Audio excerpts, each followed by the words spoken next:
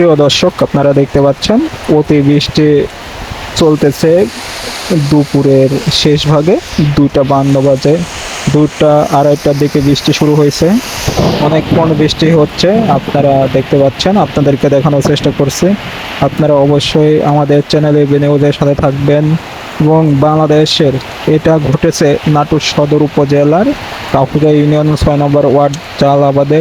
অনেক বৃষ্টি, প্রচুর বৃষ্টি হচ্ছে, আপনারা দেখতে পাচ্ছেন। আপনাদেরকে দেখানোর চেষ্টা করছি, বৃষ্টির মাসুল ধারায় বয়ে চলতেছে। অসংখ্য সকলের সাথে থাকবেন, আমাদের চ্যানেল নিউজের সাথে থাকবেন।